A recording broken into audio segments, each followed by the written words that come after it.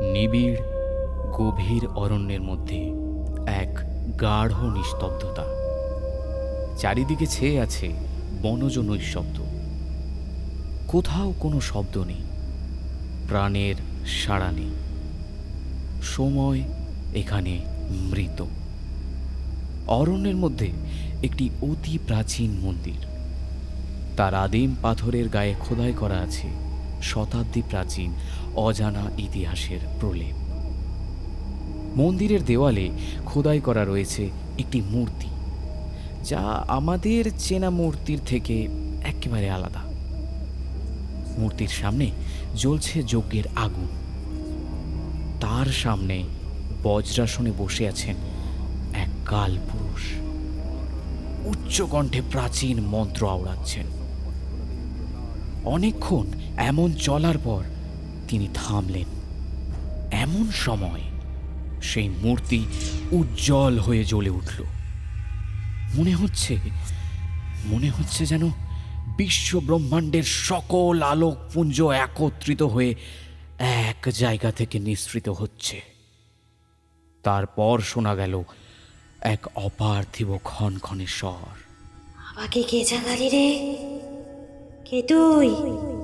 কি চাস? আমি তোর সন্তান রে মা। আমি তোর সকল শক্তির আধার হতে চাই। আমি সেই বর প্রদান কর। ঘোর শক্তির আধার হতে চাস? আমি তোর মতো আত্ম উৎসর্গের অধিপতি হতে চাই। এই শক্তি বড়ই বিপজ্জনক। কি করবি তুই এই শক্তি দিয়ে? মারে, আমি হারিয়ে যাওয়া সবকিছু ফিরে পেতে চাই। এই শক্তি ভয়ঙ্কর শক্তি, শুধুমাত্র নয়, এই শক্তি আয়ত্ত করতে গেলে হৃদয় শুদ্ধ হতে হবে, চিত্ত স্বাধীন হতে হবে, বুদ্ধি প্রসন্ন হতে হবে। তবে এই শক্তি আয়ত্ত হবে, নয়তো সামান্যতর ভুলও তোর মৃত্যুর কারণ হতে পারে। আমি সব জানি রে মা। সবকিছু জেনেই আমি তপস্যায় লিপ্ত হয়েছি।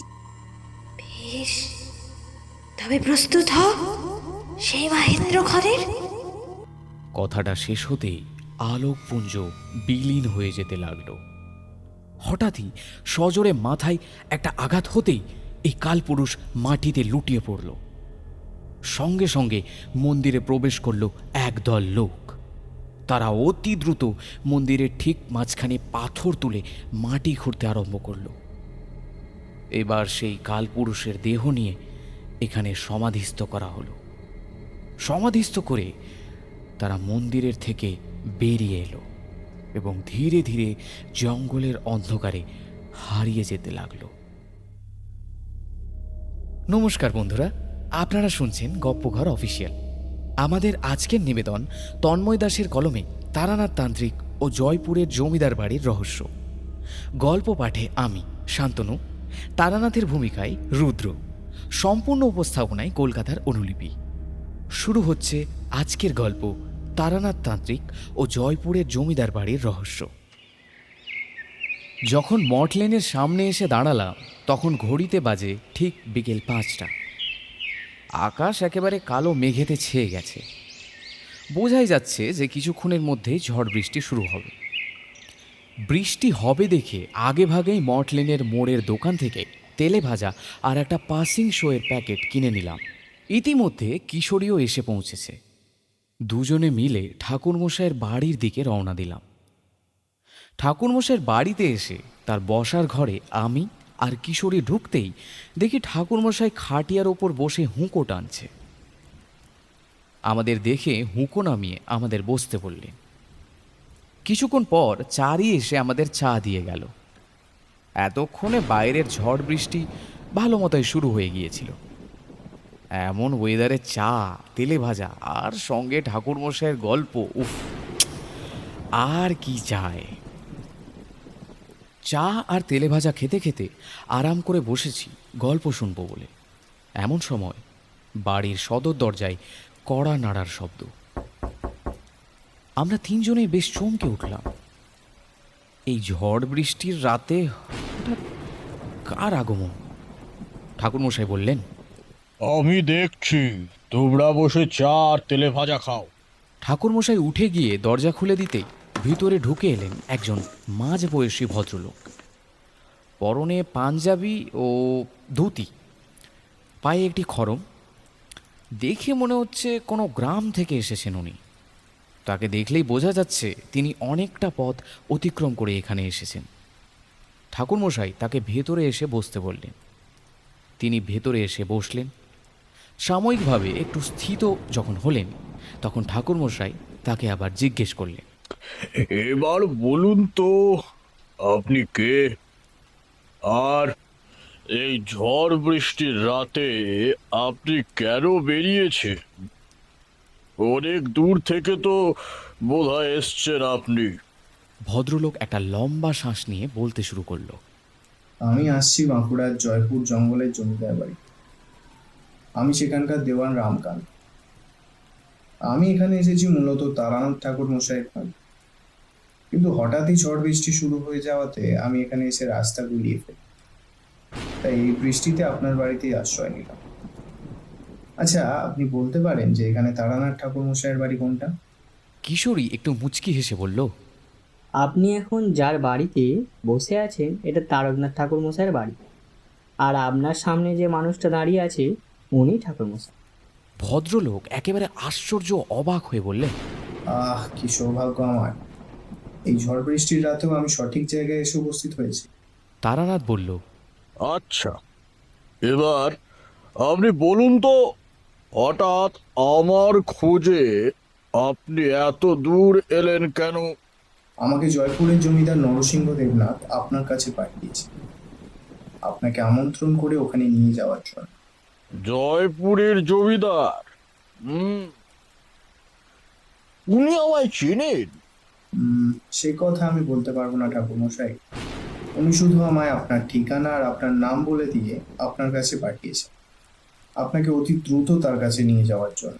কোনো বিশেষ কাজে কি উনি আমায় আমন্ত্রণ করেছে? ঠাকুরমশাই, আপনি আপনার সমস্ত প্রশ্নের উত্তর ওখানে গেলেই পাবেন।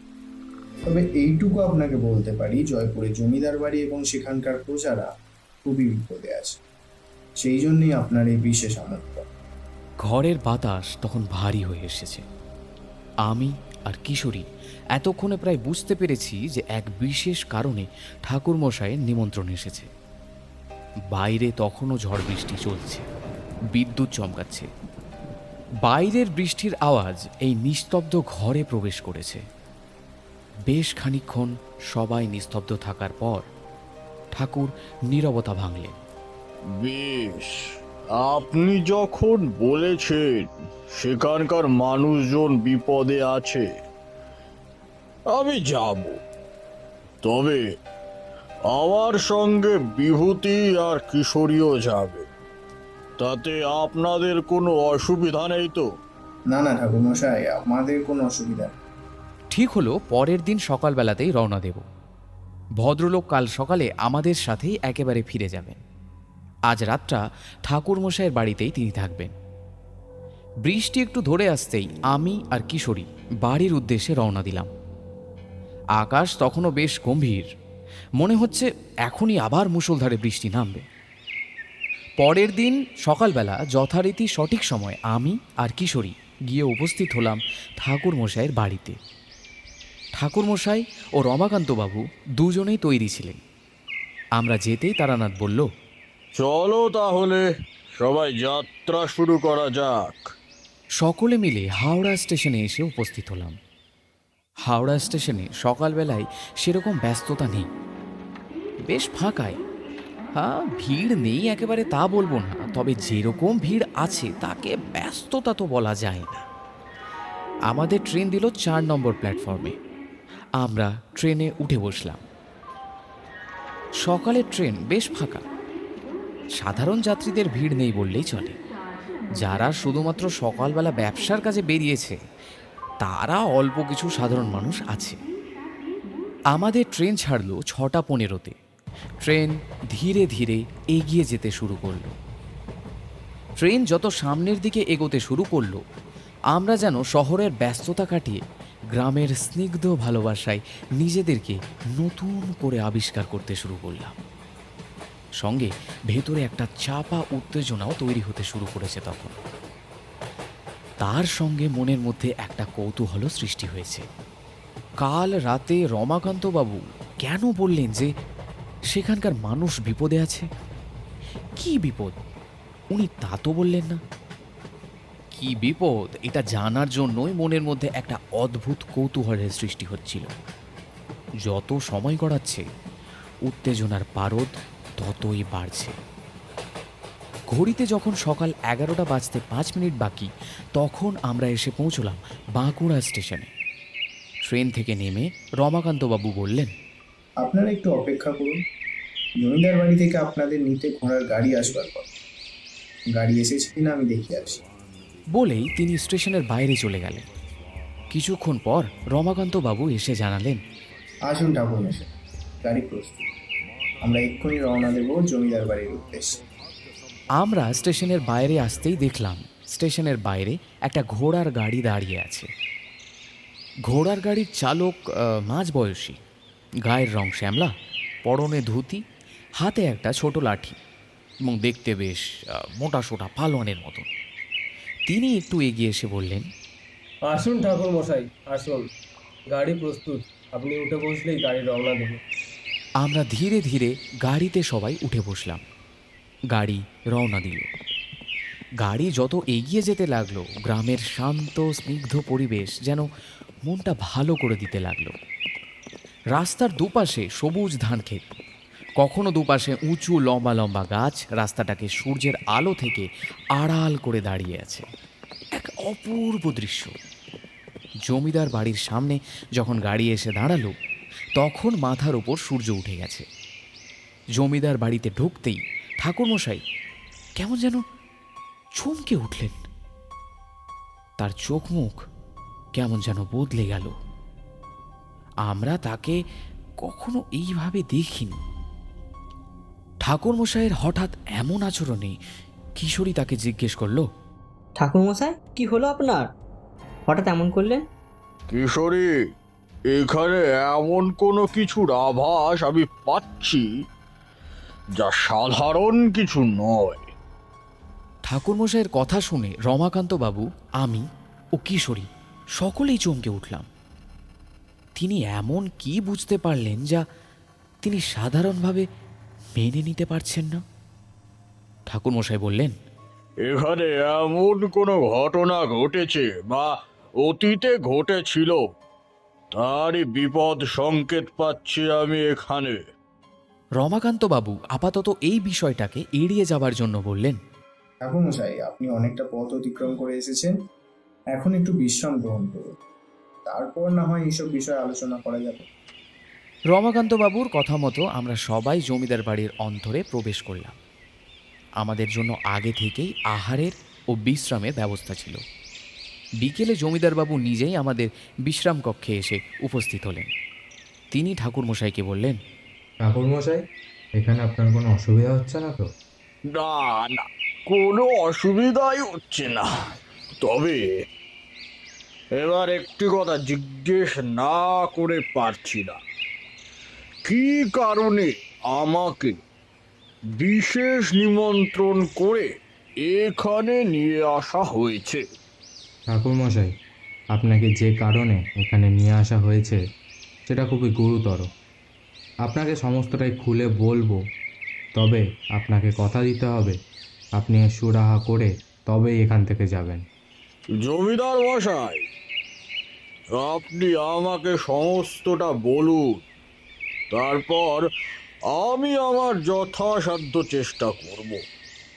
তবে আমি এইটুকু বলতে পারি, আমি এখন এখানে এসেছি, কিছুটা সমাধান আমি করে দিয়ে যাব। আসুন, আমাদের যেতে হবে জমিদার বাড়ির আদি মন্দিরে, সেখানেই কুলপুরোহিত মশাই আছেন। তবে চলুন, তার কাছে যাওয়া যাক। আমার কেমন জানি মনে হচ্ছে আমাদের হাতে সময় খুবই কম। যা করতে হবে অতি দ্রুত করতে হবে। আমরা সকলেই জমিদার বাড়ি থেকে বেরিয়ে পেছনের রাস্তা দিয়ে একটা ঘন জঙ্গলের মধ্যে দিয়ে হেঁটে চললাম। আমরা যত হেঁটে সামনের দিকে এগোচ্ছি, জঙ্গল তত ঘন আর নিবিড় হতে শুরু করেছে। জঙ্গলের বাতাস কেমন ভারী হয়ে আসছে। কোথাও কোনো পাখির ডাক নেই, কোনো পশুর আওয়াজ নেই। জঙ্গল কখনো এতটা নিস্তব্ধ হতে পারে নাকি? মনের মধ্যে যেন কতগুলো প্রশ্নের অবাধ চলাফেরা শুরু হয়েছে। বেশ খানিকক্ষণ হাঁটার পর আমরা উপস্থিত হলাম এক ভগ্ন প্রায় জীর্ণ প্রাচীন মন্দিরের সামনে। মন্দিরটি যে বহু পুরনো তা দেখলেই বোঝা যায়। মন্দিরটার প্রতিটা জায়গায় ফাটলের দেখা দিচ্ছে। ফাটল দিয়ে ছোট ছোট লতা বেরিয়ে এসেছে।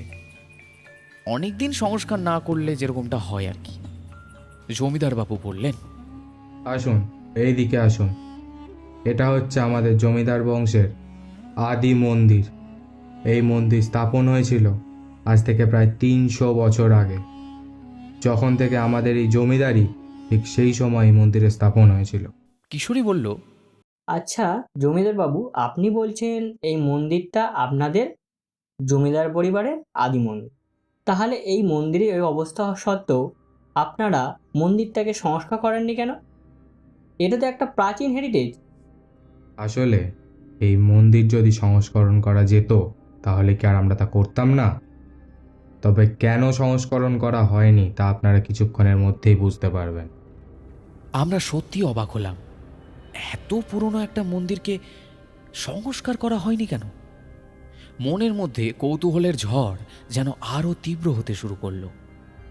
কি এমন সত্য লুকিয়ে আছে এটা জানার জন্য আরো উদ্গ্রীব হয়ে উঠছে আমার মন। জমিদারবাবু বললেন, আপনারা আসুন, মন্দিরের ভিতরে আসুন। আমরা সকলে মন্দিরের ভেতরে প্রবেশ করলাম। মন্দিরের ভেতরে বহু প্রাচীন দেবদেবী আর নানান রকম চিত্রকলায় পরিপূর্ণ। কত প্রাচীন নকশা! দেখে মনে হচ্ছে যেন কোনো ঐতিহ্যের সমাহারে এসে পৌঁছেছি।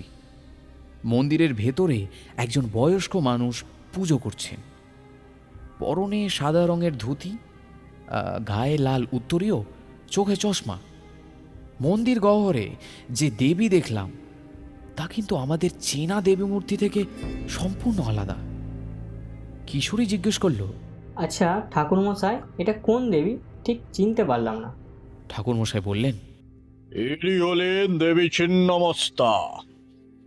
দেবী সতীর 10 রূপের এক রূপ। 10 মহাবিদ্যায় এই দেবীর উল্লেখ পাওয়া যায়। দেবী ছিন্নমস্তা এক অতি ভয়ঙ্কর ও শক্তিশালী রূপ। ছিন্নমস্তা শব্দের অর্থ হল যিনি নিজের মস্তক ছিন্ন করেছেন। দেবীর এই রূপটি একদিকে যেমন ধ্বংসের প্রতীক, অন্যদিকে তেমনি জীবন ও পুনর্জন্মের প্রতীক। তার এই রূপটি আত্মত্যাগ, আত্ম উপলব্ধি এবং জাগতিক বন্ধন থেকে মুক্তির পথ নির্দেশ করে। দেবী ছিন্নমস্তার মূর্তি সাধারণত বিবসনা অর্থাৎ নগ্ন এবং তার নিজের কাটা মাথা হাতে ধরা অবস্থায় দেখা যায়। তার গায়ের রং জবা ফুলের মতো লাল অথবা কোটি সূর্যের মতো উজ্জ্বল বলে বর্ণনা করা হয়। তিনি রতিক্রিয়ামগ্ন কামদেব ও রতি দেবীর উপর দাঁড়িয়ে থাকেন। এই অবস্থায় জাগতিক কামনা, বাসনা ও পার্থিব বিষয়গুলোর উপর দেবীর নিয়ন্ত্রণের প্রতীক। দেবীর এক হাতে থাকে একটি তীক্ষ্ণ তরোয়াল বা খড়গ, যা দিয়ে তিনি নিজের মস্তক ছিন্ন করেছেন। অন্য হাতে থাকে তার নিজের কাটা মস্তক। এটি নির্দেশ করে যে তিনি নিজের সমস্ত অহংকার ও জাগতিক পরিচয় বিসর্জন দিয়েছেন। এই মস্তক থেকে 3টি রক্তের ধারা বের হয়। দেবীর গলা থেকে নির্গত 3টি রক্তের ধারার মধ্যে একটি ধারা তিনি তার নিজের মুখে প্রবেশ করান, বাকি 2টি ধারা তার 2 সহচরী ডাকিনী এবং বর্ণিনী পান করে। ছিন্নমস্তা দেবীর গলায় নরমুণ্ড বা মাথার খুলির মালা থাকে। তিনি সর্পকে উপবীত বা পৈতার মতো ধারণ করেন। তার চুল খোলা এবং আলুলায়িত। এই সব ভূষণ দেবীর ভয়ঙ্কর ও তান্ত্রিক প্রকৃতির পরিচয় বহন করে। তবে দেবী ছিন্নমস্তা একাধারে সৃষ্টি এবং বিনাশের প্রতীক। তার কাটা মস্তক আত্মবলিদান এবং অহংকার ত্যাগের প্রতীক। কামদেব ও রতির ওপর দেবীর অবস্থান জাগতিক কামনা বাসনার ওপর আধ্যাত্মিক শক্তির বিজয়কে বোঝায়। দেবীর এই রূপটি মূলত তান্ত্রিক সাধকদের মধ্যে প্রচলিত। তার পূজা আত্ম উপলব্ধি এবং কুণ্ডলিনী শক্তি জাগরণের জন্যই করা হয়। ছিন্নমস্তা দেবীর এই ভয়ঙ্কর রূপটি তান্ত্রিক যোগীদের কাছে একটি পরম জ্ঞান, আত্মনিয়ন্ত্রণ এবং চূড়ান্ত মুক্তির এক শক্তিশালী প্রতীক। দেবীর এই বর্ণনা শুনে আমি ও কিশোরী অবাক হয়ে দেবী মূর্তির দিকে চেয়ে রইলাম। জমিদার বাড়ির পুরোহিত তার পুজো শেষ করে আমাদেরকে মন্দিরে বসতে বললেন। আমরা সকলেই মন্দিরের ভেতরে বসলাম। প্রথমে জমিদার বাবু শুরু করলেন। ঠাকুরমশাই, আপনাকে যে কারণে এখানে আমন্ত্রণ করা হয়েছে সেটা খুবই গুরুত্বপূর্ণ। বিগত 1 মাস যাবৎ আমার এই জমিদারি অঞ্চলের মধ্যে বেশ কিছু প্রজার অস্বাভাবিক মৃত্যু ঘটেছে। শুধুমাত্র যে প্রজাদেরই মৃত্যু ঘটেছে তা নয়, আমাদের বাড়ির পুরনো কর্মচারীরাও একইভাবে মারা গিয়েছে। পরপরই ঘটনাগুলি এমনভাবেই ঘটেছে যে কারণে আমরা সবাই খুবই বিচলিত হয়ে আছি। এই মৃত্যুগুলো কিভাবে ঘটেছে আমরা তা কেউই সঠিকভাবে বুঝতে পারছি না। তবে প্রতিটা মৃত্যুতেই একটা বিষয় এক, প্রতিটা মৃত্যুই ঘটেছে রাতের অন্ধকারে। প্রতিটা মৃতদেহই যেন আঁতকে উঠেছিল প্রথমে, তারপর সেই অবস্থায় তাদেরকে জোর করে কেউ মেরে দিয়েছে। আমাদের কুলপুরোহিত মশাই দেবীর স্বপ্নাদেশ পান। দেবী স্বপ্নাদেশে জানান যে আপনার শরণাপন্ন হতে, তবে এই আসন্ন বিপদের হাত থেকে আমরা রক্ষা পাব। জমিদার বাবু চুপ করতেই লক্ষ্য করলাম ঠাকুর মশাইয়ের কপালের চামড়ার ওপর ভাঁজ পড়তে শুরু করেছে। তার মাথার ওপর যেন এক চিন্তার রেশ, একটা কেমন কালো মেঘ ঘনীভূত হতে শুরু করেছে। বেশ কিছুক্ষণ সবাই চুপচাপ থাকার পর ঠাকুর মশাই বললেন, আচ্ছা, হঠাৎ এই ধরনের ঘটনা ঘটেছে নাকি আগেও এই ধরনের ঘটনা কিছু ঘটেছে? আমাকে পুরোটা জানতে হবে। পুরোহিত মশাই বলতে শুরু করলেন। আপনাকে আমি এই জমিদার বাড়ির এক ভয়ঙ্কর অতীত সম্পর্কে আগে বলি, তবেই আপনি বুঝতে পারবেন এই ঘটনাগুলো কেন ঘটছে। আমার তো ধারণা অতীতের সেই ভয়ঙ্কর ঘটনার জন্যই জমিদার বাড়ি আজও এই মৃত্যুর খাদের ধারে দাঁড়িয়ে আছে। আজ থেকে প্রায় 250 বছর আগে জমিদার বংশের জমিদার ছিলেন ব্রজকৃষ্ণ চৌধুরী। তিনি যেমন কড়া ধাঁচের মানুষ ছিলেন, তেমনি প্রজাদরদি মানুষ। প্রজারাও তাকে সম্মান করতেন। তিনি প্রজাদের বিপদে আপদে নিজেকে উজাড় করে দিতেন। তার মতো জমিদার দুটো হয় না। জমিদারের 2 ছেলে, বড় ছেলে হলো শিবপ্রসাদ চৌধুরী ও ছোট ছেলে হলো দেবী প্রসাদ চৌধুরী। শিবপ্রসাদ চৌধুরী একটু আধ্যাত্মিক প্রকৃতির মানুষ ছিলেন। তিনি বেশিরভাগ সময়টাই মন্দিরের পুজো নিয়ে ব্যস্ত থাকতেন। এছাড়াও তিনি বিভিন্ন তন্ত্রসিদ্ধ লাভ করেছিলেন। ছোট ছেলে দেবী প্রসাদ জমিদার বংশের যোগ্য উত্তরসূরি ছিলেন বটে।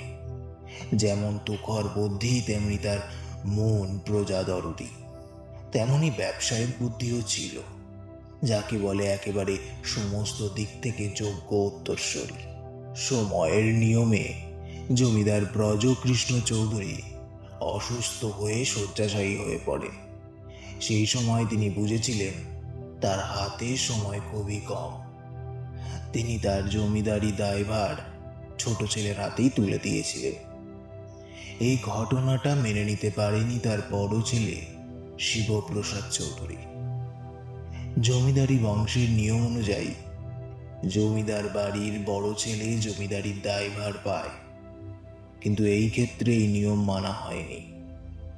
শিবপ্রসাদ ছোটবেলা থেকেই জানতো যে ভবিষ্যতে সেই এই জমিদারির জমিদার হয়ে উঠবে, কিন্তু তার সাথে হওয়া এই অন্যায় তিনি মেনে নিতে পারেননি। জমিদার ব্রজকৃষ্ণ যতদিন বেঁচে ছিলেন, শিবপ্রসাদ টু শব্দটিও করেনি। তিনি মারা যেতেই তার মৃত্যুর 3 দিন পর শিবপ্রসাদের সঙ্গে দেবীপ্রসাদের মতের অমিল হয়, ঝামেলা সৃষ্টি হয়। সেই ঝামেলায় শিবপ্রসাদ তার কথার মধ্যে তিনি বুঝিয়ে দেন তিনি সমস্ত জমিদারির প্রজাদের এবং জমিদার বাড়ির সকল সদস্যের বিরাট বড় সর্বনাশ করবেন। তার জন্য যেন প্রস্তুত থাকে। যেমন কথা তার তেমনি কাজ। সেই ঝামেলার পর বেশ কিছু মাসের জন্য তিনি নিরুদ্দেশ হয়ে যান। তারপর হঠাৎই একদিন ফিরে আসেন এবং থাকতে শুরু করেন এই মন্দির প্রাঙ্গণে। জমিদার বাড়ির সকলেই ভেবেছিলেন তিনি এখন থেকে নিজের মতো হয়তো থাকতে শুরু করেছেন। শিবপ্রসাদ ধীরে ধীরে এই মন্দির প্রাঙ্গণকে করে তুলেছিলেন তন্ত্র সাধনার এক বিশেষ স্থান। শিবপ্রসাদ যে ফিরে আসার পর থেকে মন্দির প্রাঙ্গণে ভয়ঙ্কর তন্ত্র সাধনে লিপ্ত হয়েছিল তা দেবীপ্রসাদ জানতেন। তিনি বিশেষ গুপ্তচর দিয়ে দেবীপ্রসাদের ওপর নজর রাখতেন এবং হুকুম দিয়েছিলেন অস্বাভাবিক কিছু যদি তিনি দেখেন সঙ্গে সঙ্গে যেন তাকে জানানো হয়। এই গুপ্তচর মারফত তিনি খবর পান শিবপ্রসাদ নাকি ভাদ্র মাসের কৌশিকী অমাবস্যায় এক মহাযজ্ঞের আয়োজন করেছে। এই যজ্ঞে সে নিজেকে যজ্ঞাহুতি দিয়ে এই জমিদারি ধ্বংস করে দেবে। যথারীতি কৌশিকী অমাবস্যায় শিবপ্রসাদ তার পুজো শুরু করে। যত রাত বাড়তে থাকে তিনি তার সাধনার সফলতার দিকে এগিয়ে যেতে লাগলেন। এমনকি শোনা গিয়েছিল যে তার সাধনায় তুষ্ট হয়ে দেবী তাকে দেখাও দিয়েছিলেন। কিন্তু রাত্রি যখন ত্রিপ্রহরের শেষ পর্যায়ে তখন তাকে হত্যা করে জমিদার দেবীপ্রসাদ চৌধুরী ও তার পাইকরা। জমিদার বাবুর কাছে সে সময় আর কোনো উপায় ছিল না নিজের জমিদারি ও প্রজাদের বাঁচাবার জন্য। তারপর দেহ নাকি এই মন্দিরেই সমাধিস্থ করা হয়েছিল। জমিদার দেবীপ্রসাদ ভেবেছিলেন শিবপ্রসাদকে হত্যা করার সাথে সাথে এই কলঙ্কের ছায়া তার জমিদারি থেকে সরে দাঁড়িয়েছে, কিন্তু তিনি যে ভুল ছিলেন তা প্রমাণ হলো ঠিক 15 দিন পর থেকে। জমিদারির একের পর এক প্রজা, জমিদার বাড়ির সদস্য, দাস দাসী একের পর এক মানুষ মারা যেতে শুরু করলেন এবং তাদের মৃত্যুর কারণ অস্বাভাবিক। যেমনটা এখন ঘটছে তখনও ঠিক এইভাবেই মৃত্যুগুলো হচ্ছিল। বয়স্ক পুরোহিত মশাই এতটা বলে একটু দম নিচ্ছিলেন। কিশোরী তাকে জিজ্ঞেস করলো, আচ্ছা পুরোহিত মশাই, তখন কিভাবে এই সমস্যার সমাধান হয়েছিল তাহলে? সেই সময় হঠাৎই মাস দেড়েক পরে এক জটাধারী সাধু জমিদার বাড়িতে আশ্রয় নিয়েছিলেন। তিনি ভাগ্যক্রমে এক বিপদে পড়ে জমিদার বাড়িতেই আশ্রয় নিয়েছিলেন। তখন জমিদার দেবী প্রসাদ তার জমিদারি সমস্ত কথা খুলে বলে। সেই সাধু তার সমস্ত জ্ঞান সাধনা উজাড় করে দিয়ে শিবপ্রসাদের মহাপৈশাচিক আত্মাকে বন্দি করে এবং এই মন্দিরের দেবী ঘটের নিচে তাকে বন্দি করে রাখে। তারপর থেকে এই জমিদারি সুস্থভাবেই এতদিন চলছিল, কিন্তু বর্তমানে সেই ভয়াবহ মৃত্যু আমাদের সকলকে বিচলিত করেছে। আর তার থেকেও বড় আশ্চর্যের ব্যাপার হচ্ছে কি জানেন, কৌশিকী অমাবস্যা, যে অমাবস্যায় এই ধ্বংসের লীলা খেলা শুরু করেছিলেন শিবপ্রসাদ চৌধুরী। হ্যাঁ, সে কি? আমরা সকলেই চমকে উঠলাম। তাহলে কি এবার সেই সময় আগত? এতদিন বন্দি থাকার পর শিবপ্রসাদের ভয়ঙ্কর সেই আত্মার মুক্ত হওয়ার সময় আগত? তাহলে সে কি আবার আরও বেশি শক্তিশালী হয়ে ফিরতে চলেছে? কি হবে যদি সে মুক্ত হয়ে যায়? জমিদার বাবুর মুখ চোখ দেখেও বোঝা যাচ্ছিল তিনিও এই ব্যাপারে খুবই ভীত ও বিচলিত। ঠাকুরমশাই বললেন, চিন্তার কোনো কারণ নেই। আমি যখন একবার এসে পড়েছি এই বিপদ থেকে, আমি এই জমিদারি রক্ষা করব।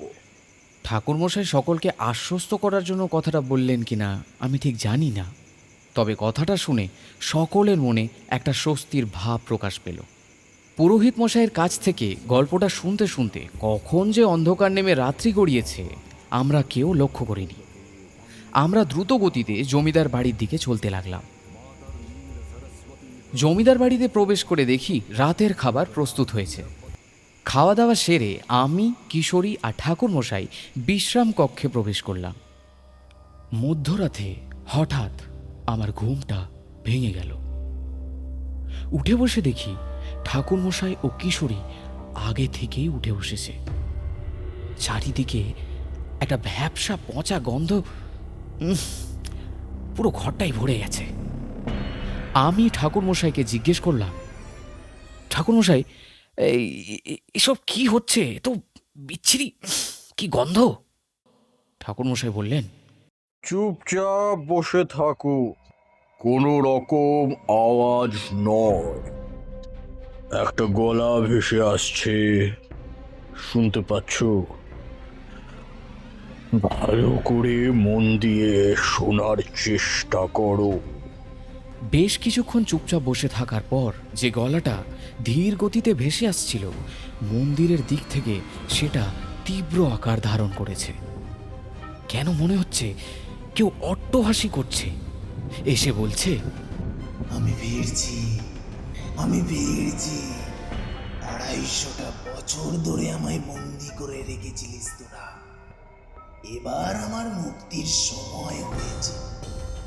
এতদিন যে যন্ত্রণা আমি সহ্য করেছি তার 3 গুণ যন্ত্রণা দিয়ে আমি তোদের সকলকে শেষ করব। আমি ফিরছি। কথাটা ধীরে ধীরে মিলিয়ে যেতে শুরু করলো। কথাটা মিলিয়ে যেতেই ঠাকুরমশাই বললেন, যে শক্তির সাথে কালকে লড়াই করতে চলেছি সেই শক্তি কোনো সাধারণ শক্তি নয়। সেই শক্তি দেবীর আশীর্বাদ প্রাপ্ত শক্তি। এই শক্তির সাথে মোকাবিলা করতে আমাদের সম্পূর্ণরূপে প্রস্তুত থাকতে হবে। এখন ঘুমিয়ে পড়ো তোমরা। কাল সকালে এক বিশেষ পুজোর আয়োজন করতে হবে। যে কি পুজো? সেটা কালকে সকাল হলেই জানতে পারবে। এখন ঘুমিয়ে পড়ো। পরের দিন সকালবেলা ঘুম থেকে উঠে দেখি ঠাকুরমশাই তার নিজের বিছানায় চোখ বুজে ধ্যানস্থ হয়ে আছেন। বেশ কিছুক্ষণ ধ্যানমগ্ন থাকার পর ধীরে ধীরে চোখ খুললেন। প্রথম প্রশ্নটাই আমি করলাম, ঠাকুরমশাই, আপনি কি বিশেষ কোনো মন্ত্রের আহ্বান করছিলেন? ঠাকুরমশাই বললেন, না, অনেক দিন পর আজকে মধুসুন্দরী দেবীকে একবার আহ্বান করলাম। দেখলাম উনি যেমনটি কথা দিয়েছিলেন আমায়, সে কথা রেখেওছে। তিনি আমায় কথা দিয়েছিলেন, আমি যখনই বিপদে পড়ব তখন যদি তাকে স্মরণ করি তিনি আমার সহায় হবেন। তাই আমি দেবীর আহ্বান করেছিলাম, তার কাছে শুনতে চেয়েছিলাম এই মহা সংগ্রামের সমাধান। তিনি আমায় বলে দিয়ে গেলেন এই সংগ্রামের সমাধান। ইতিমধ্যে জমিদার বাড়ির এক দাসী আমাদের তিনজনের জন্য চা নিয়ে আমাদের কক্ষে প্রবেশ করলেন। টেবিলের ওপর চায়ের প্লেটগুলি রেখে দিয়ে চলে যাচ্ছেন এমন সময় পেছন থেকে ঠাকুরমশাই ডেকে বললেন, আমি চা খাবো না, আজকে আমার উপোস। আমার চাটা নিয়ে যাও, আর জমিদার মশাইকে খবর দাও, বলবে তার সাথে আমার বিশেষ কথা আছে। ঠাকুরমশাইয়ের কথা মতো দাসী তার চা নিয়ে চলে গেলেন। বেশ কিছুক্ষণ পর জমিদার মশাই আমাদের কক্ষে এলেন। ঠাকুরমশাই, আপনি আমাকে ডেকেছেন? কোনো কি বিশেষ দরকার? হ্যাঁ জমিদার মশাই, আজ সূর্যাস্তের পর আমি এক বিশেষ পুজো করব আপনার জমিদারির অতি প্রাচীন মন্দিরেই। আপনার কোনো অসুবিধা নেই তো? একদমই না, আপনি যেখানে যা চান করতে পারেন। ঠিক আছে, এই পুজোর জন্য বেশ কিছু সরঞ্জাম দরকার, আপনি সেগুলো প্রস্তুত করুন। আমাদের হাতে সময় খুবই কম, যা করতে হবে তাড়াতাড়ি। ঠিক আছে ঠাকুরমশাই, আমি সমস্ত ব্যবস্থাই করে দিচ্ছি। কি কি লাগবে বলুন। একটি বড় রুদ্রাক্ষের মালা, গঙ্গা জল, লাল সুতোর ধাগা লাগবে কয়েকটি, চন্দনের কাঠ যজ্ঞের জন্য, আর বাকি পুজোর সরঞ্জাম তো আমার কাছেই রয়েছে। জমিদারবাবু ঠিক আছে বলে বেরিয়ে গেলেন। তারপর সকাল গড়িয়ে দুপুর, দুপুর গড়িয়ে বিকেল। যখন সূর্য পশ্চিম আকাশে অস্তাচলে তখন আমরা মন্দির প্রাঙ্গণে এসে উপস্থিত হলাম। পুজোর সমস্ত সরঞ্জাম প্রস্তুত। সূর্যাস্তের পরেই পুজো শুরু হবে, ঠাকুরমশাই এমনটাই জানিয়েছেন। আজ নাকি সেই তিথি যা বছরে একবারই আসে, ভাদ্র মাসের কৌশিকী অমাবস্যা, বা অনেকে বলে থাকেন কৌশী অমাবস্যা। ঠাকুরমশাই জানিয়েছেন এই পুজো যতক্ষণ চলবে জমিদার বাড়িসহ সমস্ত জমিদারি অঞ্চলে প্রতিটি প্রজার ঘরের দরজা যেন বন্ধ থাকে, সকলে যেন নিজেদের ঘর বন্ধ করে রাখে। পুজো চলাকালীন যে কোনো রকম যা কিছু ঘটতে পারে, সমস্ত কিছুর জন্যই আমাদের প্রস্তুত থাকতে হবে। ঠাকুরমশাই ও মন্দিরের পুরোহিত মশাই দুজনে মিলে পুজোর সমস্ত আয়োজন শুরু করলেন। সূর্য যখন পশ্চিম আকাশে ডুব দিল, জঙ্গলের ওপর কেউ যেন চাদর দিয়ে বিছিয়ে দিল এক অন্ধকারের ছায়া। চন্দনের কাঠে আগুন দিতেই জ্বলে উঠল যজ্ঞের আগুন। শুরু হলো পুজো। পুজোর সময় উপস্থিত ছিলেন জমিদারবাবু, দেওয়ান সাহেব, দুজন পাইক, আমি, কিশোরী, জমিদার বাড়ির পুরোহিত আর ঠাকুরমশাই। ঠাকুরমশাই নিজেই নিজের গলায় রুদ্রাক্ষের মালা ধারণ করলেন, আর আমাদের সবাইকে মন্ত্রপুত করা লাল সুতোর ধাগা হাতে বেঁধে দিলেন। এবার ঠাকুরমশাই বজ্রাসনে বসে গম্ভীর স্বরে উচ্চারণ করতে শুরু করলেন। ওম ক্রোং ক্রোং ক্রোং হুং হুং ফট স্বাহা ছিন্নমস্তা মহাভীমা চলাচণ্ডাল নিবারিণী দীপ্ত সূর্য সহস্রাবা বামাপদ সমাশ্রিতা ওম ক্রোং ক্রোং ক্রোং হুং ফট স্বাহা। তিনি এবার মন্দিরের মাটিতে সিঁদুর দিয়ে একটি যন্ত্র আঁকলেন। যন্ত্রটি দেখতে ত্রিকোণ আকৃতির ত্রিভুজের মতো। তার ভিতর একটা বৃত্ত রয়েছে, বৃত্তের ভেতরে আরও একটি ত্রিভুজ। তারপর হাতে রক্তের মতো লাল জবা নিয়ে আবার মন্ত্র উচ্চারণ শুরু করলেন। ওম হ্রিম ছিন্নমস্তায় নমঃ ওম হুং হুং হুং হুং ফট স্বাহা। জগন্মাতা মহাভয়ঙ্করী রক্তপানেশ্বরী পরাশক্তি শত্রুনাশিনী দুঃখহর্তি ভয় বিনাশিনী দেবী হোং হ্রিং হ্রিং ছিন্নমস্তে মাং রক্ষা রক্ষা স্বাহা। যজ্ঞের আগুন আরও উজ্জ্বল এবং তীব্র হয়ে উঠেছে। ঠাকুরমশাই আরও তীব্র স্বরে মন্ত্র আওড়াচ্ছেন। ওম ছিন্নমস্তে মহাশক্তি রক্তদেহ রুদ্ররূপিণী ভয়ঙ্করী মহাকালী অমাবস্যায় শক্তি স্বরূপিণী দুঃখ দারিদ্র বিনাশিন্নই ভয় শত্রু নাশকারিণী মহাভয়া মহোৎসাহা সর্বশক্তি স্বরূপিণী ওং হ্রিং ক্রিং ছিন্নমস্তায় নমঃ স্বাহা স্বাহা। হঠাৎই সমগ্র মন্দিরে ভূমিকম্পের মতো কেঁপে ওঠা শুরু করলো। মনে হচ্ছে মাটি ফুঁড়ে কিছু একটা বেরিয়ে আসার চেষ্টা করছে। চারিদিকে একটা হুঙ্কার সৃষ্টি হয়েছে। কেউ তার নিজের সমস্ত শক্তি দিয়ে এই পুজোকে বন্ধ করার চেষ্টা করছে। বাইরের এক তীব্র ঝড় উঠেছে। আকাশ কালো মেঘে ছেয়ে গেছে। ঘন ঘন বিদ্যুতের ঝলকানি আর ঝড়ের দাপট যেন সমস্ত কিছু ওলট পালট করে দিতে শুরু করেছে। কিন্তু ঠাকুরমশাই না, উনি এক মনে মন্ত্র উচ্চারণ করে চলেছেন। বাইরের এই প্রাকৃতিক বিপর্যয় তাকে এক ফোঁটাও বিরক্ত করতে পারছে না। এবার বিদ্যুৎ ঝলকানির সঙ্গে সঙ্গে আমরা এক অবয়ব আবিষ্কার করলাম, যে অবয়ব মন্দিরের দিকে তাকিয়ে মন্দিরের বাইরে দাঁড়িয়ে আছে। একবারের বিদ্যুৎ ঝলকানিতে যতটুকু দেখা যায় তাতেই যেন মনে হলো তার চোখ দুটো এই মন্দিরের দিকেই তাকিয়ে। কিন্তু আমরা যে কজন এসেছি সকলেই তো মন্দিরের মধ্যে।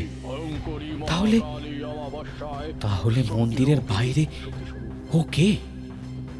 এমন সময় ঠাকুর মশাইয়ের গলার শব্দ পেলাম। তিনি মন্ত্র উচ্চারণ থামিয়ে বলছেন, কেউ মন্দিরের বাইরে যাবেন না। যা কিছুই ঘটে যাক, আপনারা সকলেই মন্দিরের মধ্যেই থাকবেন। কথাটা বলেই আবার মন্ত্র উচ্চারণ শুরু করলেন। এবারের বিদ্যুতের ঝলকানিতে কিন্তু সেই অবয়বকে আর দেখা গেল না, বরং বিদ্যুৎ ঝলকানির সাথে সাথে একটা বিভৎস অট্টহাসির আওয়াজ ভেসে আসতে শুরু করলো। পারবি না, আমায় আটকে রাখতে পারবি না। আমি 250 বছর ধরে এখানে বন্দি হয়ে আছি। আমায় আটকে রাখার ক্ষমতা আর তোদের কারণ নেই। আজ আমি মুক্ত, আমি মুক্ত। আজ আমি সমগ্র জমিদার বংশকে ধ্বংস করব। যেটা আমার অসম্পূর্ণ কাজ ছিল, আজ আমি তা সম্পূর্ণ করব। তার অট্টহাসিতে সমগ্র মন্দির প্রাঙ্গণ কেঁপে উঠল। ঠাকুরমশাই এবার নিজের মন্ত্র থামিয়ে সেই অজ্ঞাত শক্তির উদ্দেশ্যে বললেন, কে তুই? আর কেন তুই জমিদার বংশকে ধ্বংস করবি? উত্তর দে, তুই কি চাস? আমি এই জমিদার বংশের না হওয়া এক জমিদার। আমি জমিদার বংশের 250 বছর আগের উত্তরসূরি শিবপ্রসাদ চৌধুরী। এই জমিদার বংশ আমার থেকে আমার অধিকার কেড়ে নিয়েছিল। তাই আমি আমার অধিকার ফিরে পেতে এই জমিদার বংশকে ধ্বংস করব। এদের ধ্বংস করার পরেই আমার মুক্তি ঘটবে, নচেত নয়। আমি বেঁচে থাকতে এই জমিদার বংশ ও এই অঞ্চলের প্রজাদের কোনো ক্ষতি তুই করতে পারবি না। ক্ষতি? পারি পারি, আমি সব পারি। আমি কি কি পারি তা তোর ধারণাও নেই রে তান্ত্রিক। ঠাকুরমশাই আর কোনো কথা বললেন না। এবার ঠাকুরমশাই অদ্ভুত মন্ত্রের উচ্চারণ শুরু করলেন। ওং হ্রিং ক্রিং ছিন্নমস্তায় নমঃ। রক্তাভা দিগ্ধস্ত্রধারিণী খড়গকরা ভয়ঙ্করী শ্মশানবাসিনী প্রেতনাথিনী মহাশ্মশানেশ্বরী জগজ্জননী দুঃখহর্ত্রী পরাশক্তি মহাভয়া ত্রিলোক বিজয়িনী দানব দলনী শত্রুনাশকারিণী রুদ্ররূপিণী বীজ মন্ত্রময়ী ত্রিনয়না জ্যোতির্ময়ী অমাবস্যার নিশীথকালে অগ্নিকুণ্ডে বিরাজিতা ওং খ্রৌং হ্রিং ছিন্নমস্তে মাং রক্ষা রক্ষা স্বাহা। মন্ত্রের উচ্চারণের সাথে সাথেই অপ্রাকৃতিক শক্তির একটা চিৎকার শোনা যেতে শুরু করলো এবং সমগ্র আকাশ কেউ আগুন দিয়ে ধরিয়ে দিয়েছে যেন। আকাশ ফেটে চিৎকার ঠিকরে বেরিয়ে আসতে শুরু করলো। বেশ খানিকক্ষণ এমন চলার পর ধীরে ধীরে সমস্ত কিছু শান্ত হতে শুরু করলো। পূব দিকের আকাশ ধীরে ধীরে উজ্জ্বল হতে শুরু করেছে। ভোরের আলো ফুটবে কিছুক্ষণের মধ্যে। বাইরে ঝড়ের দাপট কমে গিয়েছে। পাখিদের ডাক শোনা যাচ্ছে। তারা জানান দিচ্ছে ভোরের শান্ত স্নিগ্ধ পরিবেশের। ঠাকুরমশাই যজ্ঞের আগুনে গঙ্গা জল ঢেলে পুজো সম্পন্ন করলেন এবং জানালেন, জমিদার মশাই, সম্পূর্ণরূপে পূজা শেষ হয়েছে এবং সমস্ত অশুভ শক্তির বিনাশ ঘটেছে। জমিদার বাড়ি এবং প্রজারা সবাই বিপদ মুক্ত। আর কোনো দিনও এই অশুভ ছায়া এই জমিদারি অঞ্চলে পড়বে না। এবার তাহলে আমায় বিদায়ের অনুমতি দিন। আপনাকে যে কি বলে আমি ধন্যবাদ জানাবো তা আমার সত্যিই জানা নেই। তবে এটুকু বলতে পারি, আজকে যদি আপনি না থাকতেন তাহলে আমাদের যে কি হতো তা আমি কল্পনাও করতে পারছি না।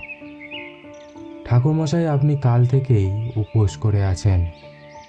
জমিদার বাড়িতে চলুন, ওখানে একটু জল মিষ্টি খেয়ে উপোস ভঙ্গ করে তারপর না হয় রওনা দেবেন।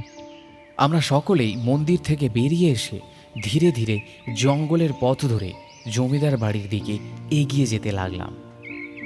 পূর্ব আকাশে সূর্য ধীরে ধীরে নিজের আলো বিস্তার শুরু করেছে। মনে হচ্ছে এক নতুন সকালের উদয় হচ্ছে।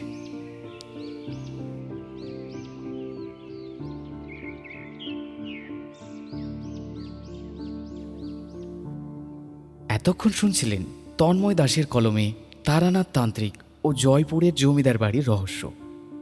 বিভিন্ন চরিত্রে রুদ্র, তন্ময়, সুমিত, রক্তিম, কাকন, প্রাঞ্জল ও দীপাঞ্জন। গল্প পাঠে আমি শান্তনু। সম্পূর্ণ গল্পের বিষয়বস্তু ও ভাবনা তন্ময় দাসের। আমাদের মিডিয়া পার্টনার কলকাতার অনুলিপি। গল্প শুনে ভালো লাগলে আমাদের চ্যানেলটি অবশ্যই সাবস্ক্রাইব করে বেল আইকনটি প্রেস করে রাখবেন। কেমন লাগলো আপনাদের? এই মূল্যবান মতামত আমাদের কমেন্ট সেকশনে জানাবেন। ধন্যবাদ।